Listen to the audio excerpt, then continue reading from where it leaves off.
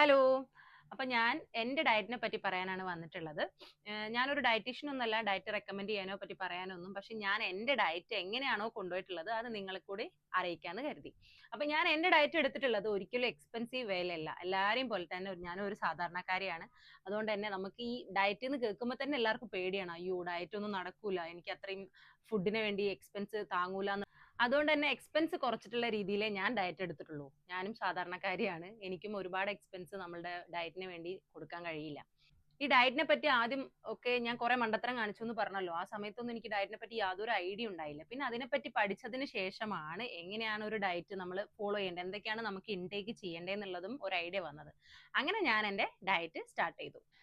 നമ്മൾ എപ്പോഴും ഡയറ്റ് എടുക്കുമ്പോൾ ശ്രദ്ധിക്കേണ്ട മെയിൻ കാര്യം എന്ന് പറയുന്നത് നമ്മൾ എപ്പോഴും ബാലൻസ്ഡ് ആയിട്ട് വേണം ഡയറ്റ് എടുക്കാൻ. എന്നാലേ നമുക്കത് ലൈഫ് ലോങ് ആയിട്ട് ലൈഫ് സ്റ്റൈലിൽ കൂടെ കൊണ്ടുപോകാൻ പറ്റുള്ളൂ. നമ്മൾ എപ്പോഴും ഡയറ്റ് എടുക്കുമ്പോൾ നമ്മൾ എപ്പോഴും പ്രോട്ടീൻ ഇൻക്ലൂഡ് ചെയ്യാൻ ശ്രമിക്കുക, ഗുഡ് കാർബ് എടുക്കുക, ഗുഡ് ഫാറ്റ് എടുക്കുക, ഫൈബർ കണ്ടന്റ് ഉള്ള ഫുഡ്.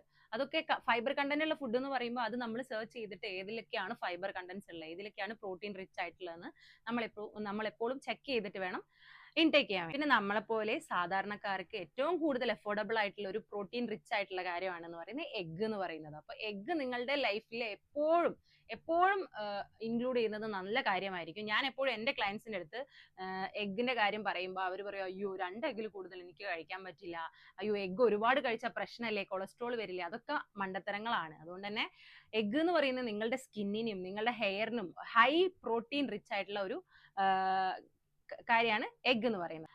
നമുക്ക് BMR വെച്ച് നമ്മളെ ഡയറ്റ് പ്ലാൻ കാൽക്കുലേറ്റ് ചെയ്യാൻ പറ്റും. അപ്പൊ എന്താണ് BMR എന്നും എങ്ങനെയാണ് BMR വെച്ച് നിങ്ങളുടെ ഡയറ്റിൽ നിങ്ങൾക്ക് ആവശ്യമുള്ളത് ഇൻക്ലൂഡ് ചെയ്യേണ്ടതെന്നുള്ളതൊക്കെ ഞാൻ നെക്സ്റ്റ് ക്ലാസ്സിൽ അറിയിക്കാം കേട്ടോ.